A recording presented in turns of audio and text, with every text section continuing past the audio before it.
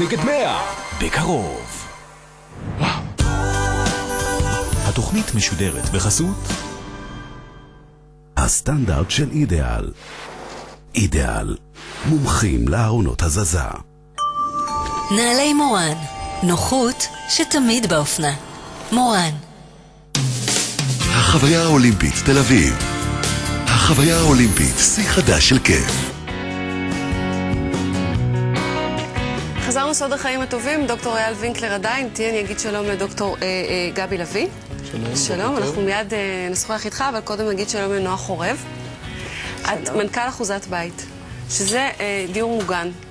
דיור מוגן עשה קפיצה גדולה, נכון? ב-20 שנים האחרונות. ספרי לנו עליה. אכן, ב-20 שנה האחרונות הדיור המוגן עשה קפיצה מאוד גדולה מבתים של בתי אבות לפני 20 שנה ששירתו... קירות מתקלפים, גם קירות מתקלפים, חלודה. אבל בעיקר חוסר פרטיות, מספר אנשים באותו חדר, מתן מענה בעיקר לאנשים שבמצוקה. ב-20 שנה האחרונות בעצם התחום עשה קפיצה גדולה, יותר ויותר אנשים רוצים להיכנס לדיור מוגן. חלק מזה זה כתוצאה מעלייה בתוחלת החיים, חלק מזה זה בשיפור הכלכלי של האנשים. דפוס החיים בדיור מוגן מאוד מאוד מתאים לאנשים בגיל המבוגר. על איזה גילאים את מדברת? אנחנו מדברים בעצם על גילים של... אפשר להתחיל בגיל 50 דיור מוגן? קצת מוקדם מדי. קצת מוקדם מדי. הוא בשל, הוא מרגיש בשל. אתה מרגיש בשל, אבל אני לא בטוחה שאכן זה ימצא חן בעיניך. לא, אבל עם בני גילי כאילו... העובדה היא שאנשים צעירים, למרות שאולי יכולים כלכלית, לא נכנסים לגור בבתי מלון. אנשים אוהבים לגור בחלקת אלוהים הקטנה שלהם. וזהו בעצם, ולכן... מה שאת אומרת פה זה שזה בעצם סוג של בית מלון. נכון, זה סוג של בית מלון שמאגד בתוכו תחת קורת גג אחת בעצם את כל השירותים שהאדם המבוגר זקוק להם. בתנאי שהוא יכול לתת לכם דירה ולקבל במקומה את הדיור המוגן, נכון? בתנאי שיכולותיו הכספיות מאפשרות כניסה... בעצם אתם נגד היורשים. לא, אנחנו מאוד לא נגד היורשים, אנחנו מאוד בעד החיים. אדם אוסף כל חייו, עובד, עמל, ובסוף חייו, במידה מסוימת, הכניסה לדיור מוגן מבטיח לך גם בגיל 80 איכות חיים מאוד מאוד טובה. אני אגיד משהו שאפילו יישמע אולי קצת קיצוני. אנחנו מגלים שגם בגיל 80 אנשים יכולים לממש את עצמם ולגלות בהם דברים שלא היו קודם. לכאורה בציבור אפשר לחשוב שבעצם אדם זקן בן 80 מחכה לסוף.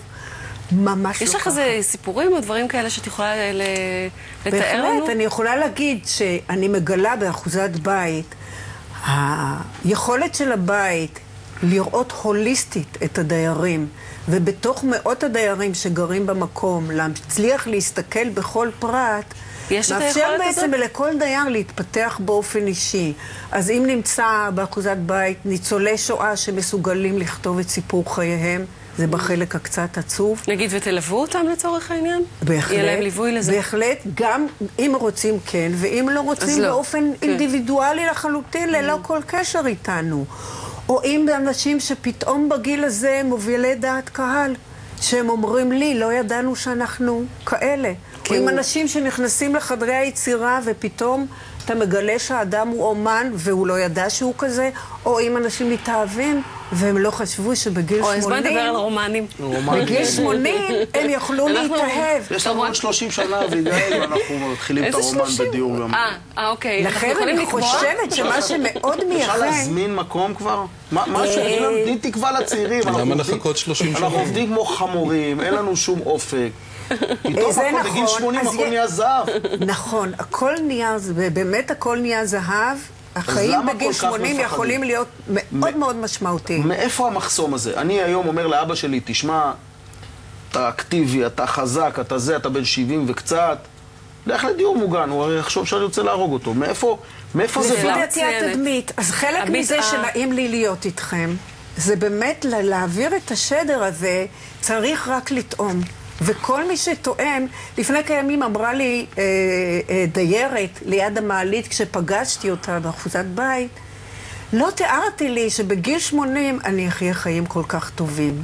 או אמרה דיירת לבן, הבן בא לצטט אותה, מה עשיתי בחיים לא, שאני זכיתי לחיים כל כך טובים. תראה, אני חושבת, אני רוצה לנסות לענות לדוקטור וינקלר. אני חושבת שהכניסה לדיור מוגן היא, קודם כל שאתה מגדיר את עצמך כאדם מבוגר, בחלק האחרון של החיים.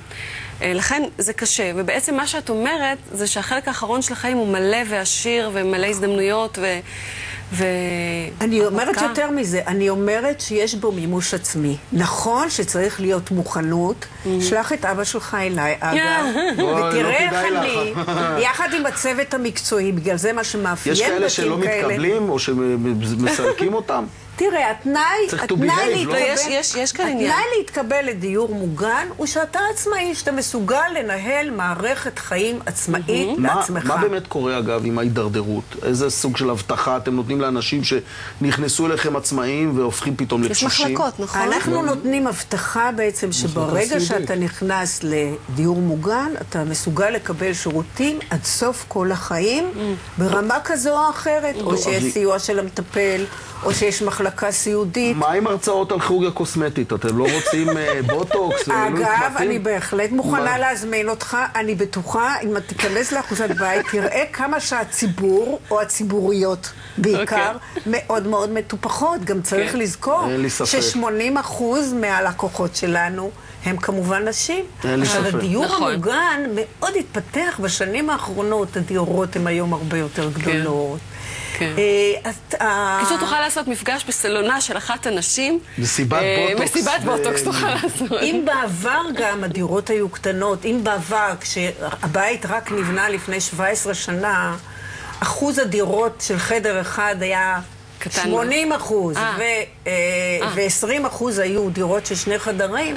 היום כשאנחנו בונים 100 יחידות דיור, היחס הוא הפוך. יש 70% עד 80% דירות 3 חדרים, ורק 20 עד 30% דירות 2 חדרים. נועה חורב, תודה רבה לך. דוקטור